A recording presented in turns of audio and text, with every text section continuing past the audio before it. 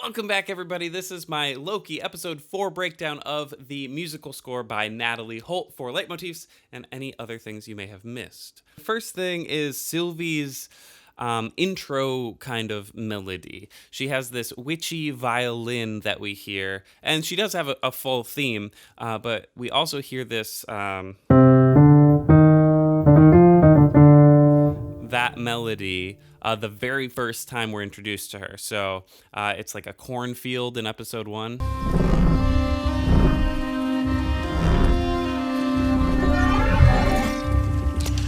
And so that's our introduction to Sylvie, period, in the series ever. But then we hear it again at the very beginning of this episode when we're introduced to her properly as her origin story.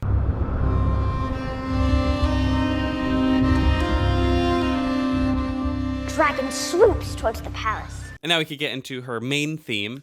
When we see her processing through the TVA, just like we saw Loki processing in episode 1, we heard Loki's theme throughout that whole thing. I said it was the TVA theme, sorry. Now we hear Sylvie's theme. So that is...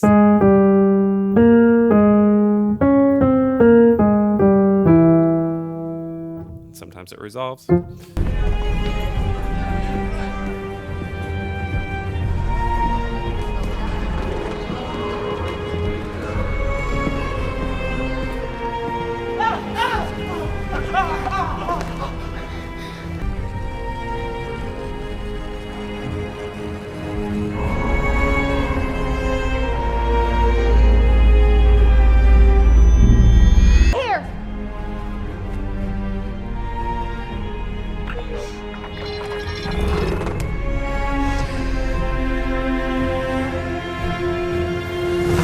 You got to remember that melody that we just heard is totally Sylvie's theme, but then the violin itself also indicates something about Sylvie.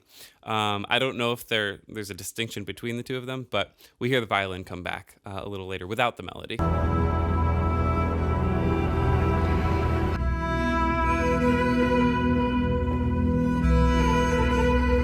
And we have one more melody associated with Sylvie in this episode. This one's really interesting.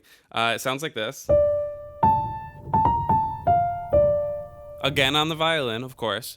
That's the melody we heard the first time somebody even talked about her, and we saw that devil painting in episode 1 in France.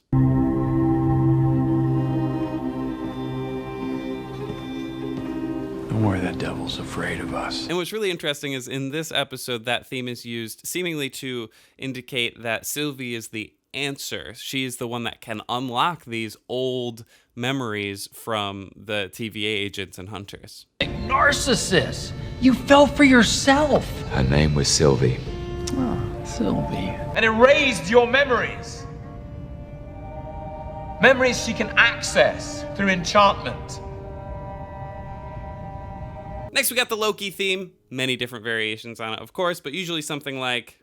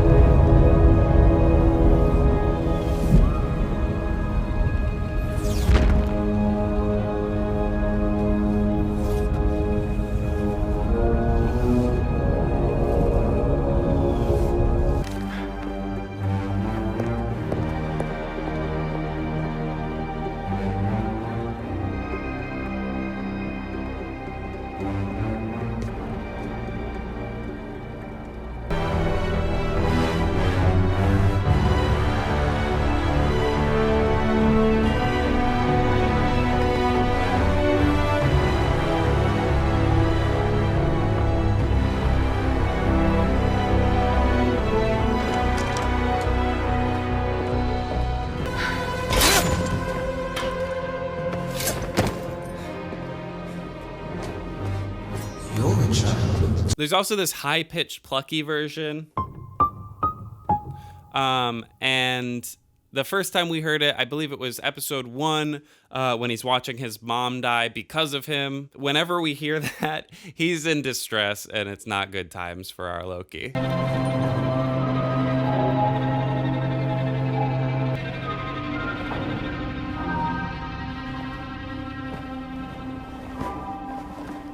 We hear it a few more times. We hear it during spoilers, leave now. During Loki's death scene, and it's played on a theremin, which again, we've said the theremin is the Timekeepers. Who knows where this ends up now? I'm still going to call it kind of the Timekeepers / TVA / Ravonna. We don't really know yet. We don't know yet, but it is whatever is driving everything. So whether it's Ravonna herself or somebody controlling her and, everything. We hear Loki theme played on a theremin as he's being pruned.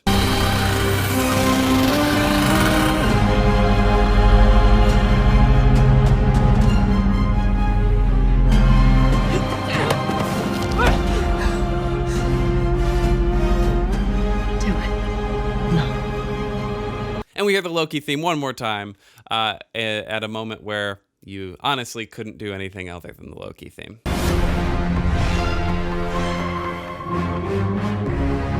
All right, I'm very, very excited about this one. I'm a little bit proud of myself. I'm just going to revel in the glory of this one for a moment. Okay. We have a combination of the Loki and the Sylvie theme. So let's jog our memories now that we've just heard both. Okay, Loki and Sylvie. So now they're fighting together at the Timekeepers elevator place. And if you squish those themes together, we get something like...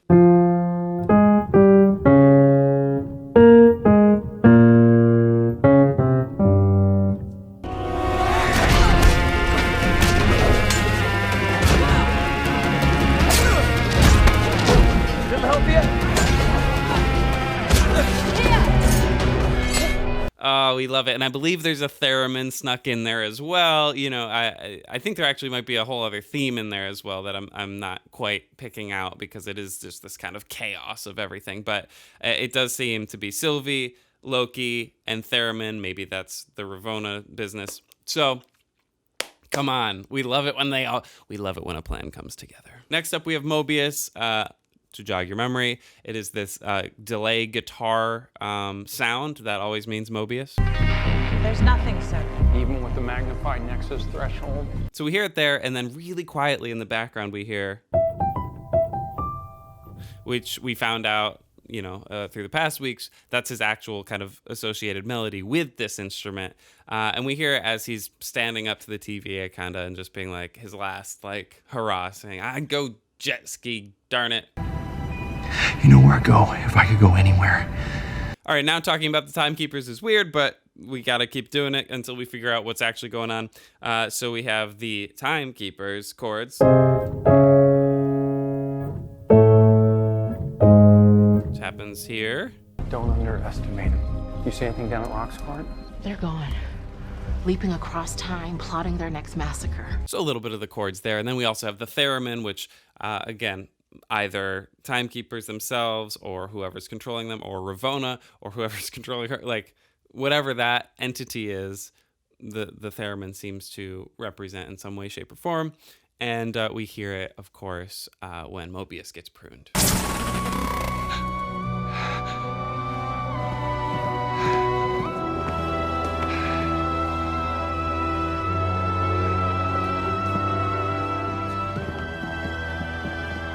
Wait for me at the elevator.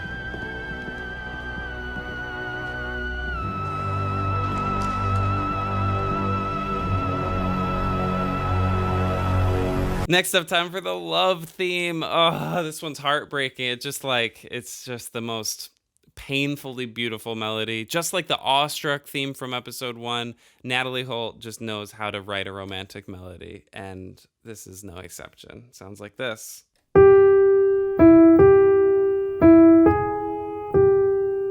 And does it again.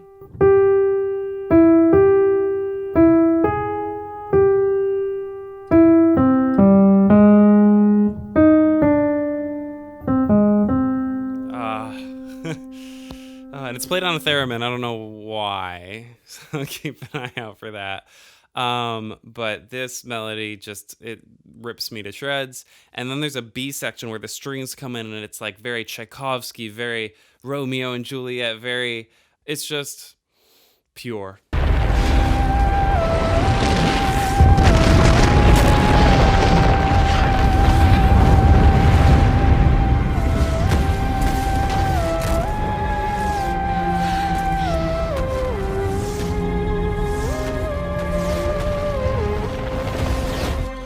It's not someone stepping on the wrong leaf. You ever seen a branch like that? No.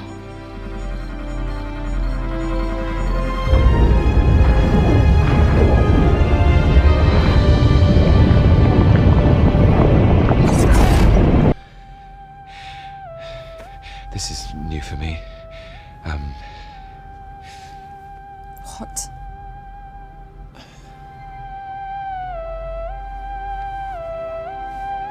What is it? This next one I caught last episode. It only happened once that I heard, but it was just such a weird thing where there was no score, no music in this whole scene in Ravona's office, and then all of a sudden it's just like this one little thing. Okay. But Mobius, there's not much I can do if it doesn't work out. For all time? Always. And this seems to be the TVA's evil ploy coming through. And so it's something like that. Desperate trick from the desperate trickster. Go ahead. The TVA is lying to you. Put him in. Why? Just do my job.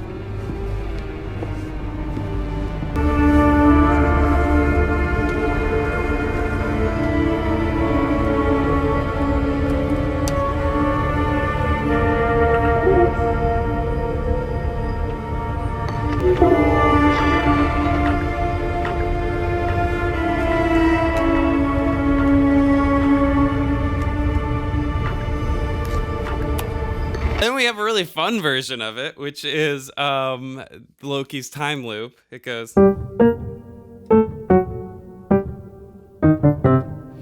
And it's so funny because it happens every single loop. The soundtrack itself is also looping along with Loki. You, Sif! you conniving, craven, pathetic. You conniving, craven. You conniving, craven.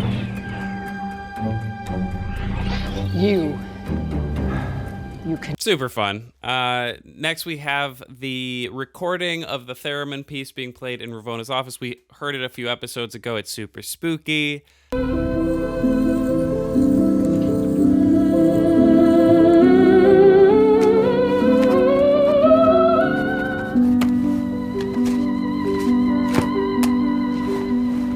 Mobius?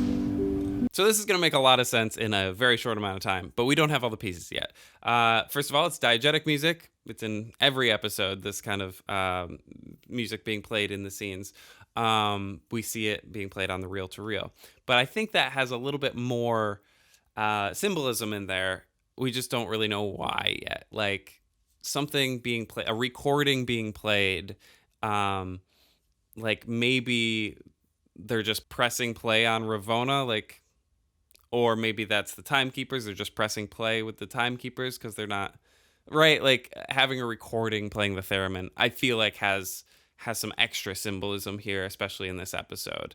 If the Timekeepers are the theremin, and like it's this version of the Timekeepers, well, then just hitting play on what like their little speech is supposed to be like in a Chuck E. Cheese makes a lot of sense, but it could go deeper. So we're not really sure yet, but that melody, that spooky piece, I think is probably going to come back again, either for Timekeepers, whoever's controlling them, Ravona, whoever's controlling her. We don't know yet. Okay, I just want to end this episode with the unknown theme from the past few weeks, because this episode contextualized all of them in a way that makes a ton of sense to me. And what's funny is it's not actually in this episode at all, I don't think. If it is, it's very, in the background and not present. But here's the theme. Once again, it sounds like this.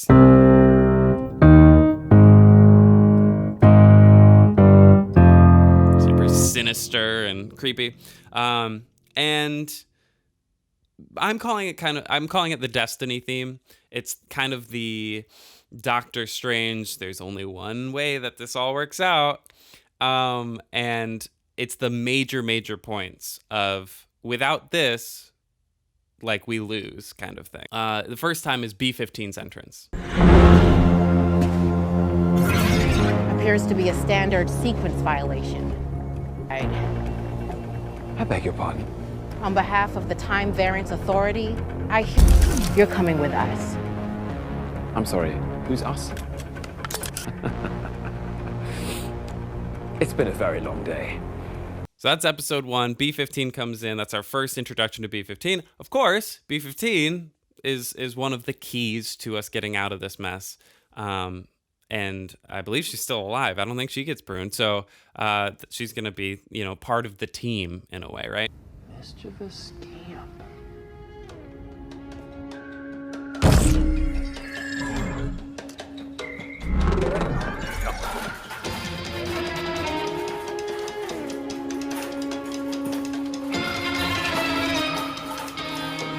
The next time we hear it is when Loki breaks out with the time collar in the first episode. Another way I like to look at this theme is from the point of view of whoever's controlling the Timekeepers, whatever that entity is. It's the, well, that wasn't supposed to happen theme. So we see in episode 2 with Mobius and Loki basically beginning their real friendship and talking about how they can trust each other. And that trust between these two characters is, what sets us down this next path for these last couple episodes. Yeah.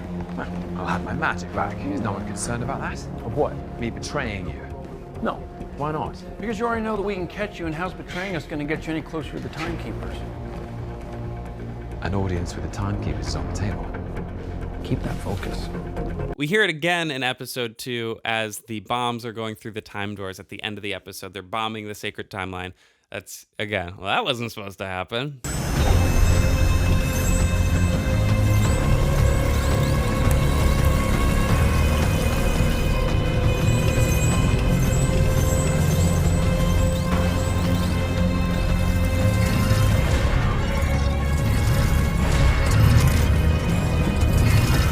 And then the last 2 times are in episode 3. On Lamentis 1, we hear it as the establishing shot. And that's basically saying, without them being stranded here, which feels really bad at the time, you're like, what are they going to do about that? It's actually without them being stranded there. Of course, they're not going to work together. Of course, they're not going to fall in love because they were not messing around with each other until they got there, until they had to work together.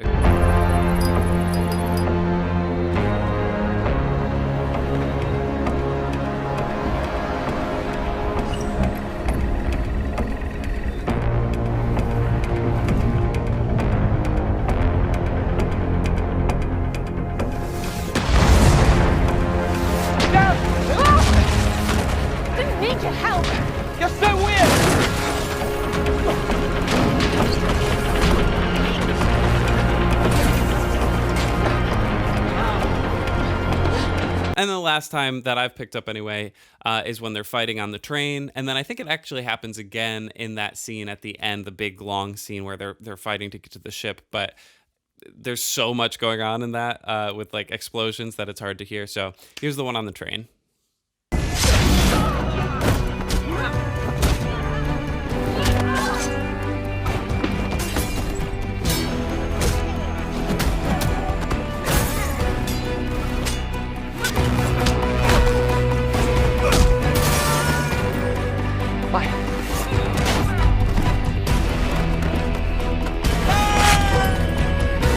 So thank you for commenting and helping me out with those.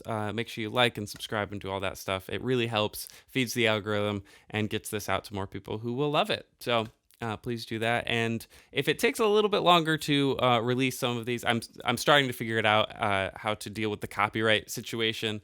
But I think basically I can't use really long sections of it unedited. So I think I have to break it up a little bit more than I have in the past. I can still do longer sections of it if it's, important to what I'm talking about, but it goes through like a copyright dispute process with Disney, and I have to go back and forth with them. And it takes, 4 or 5 days, and we don't want to wait 4 or 5 days. We want it now. So I'm starting to figure that one out, but bear with me if it takes a little bit longer, if I want to show something that they don't want me to show necessarily, we have to go through that process. So other than that, thank you so much for watching. Thank you to the Patreon donors making all these videos possible. And, if you want to check out my album, it's called Half Man, Half Machine on iTunes, Spotify, Google Play. And it sounds a little something like that.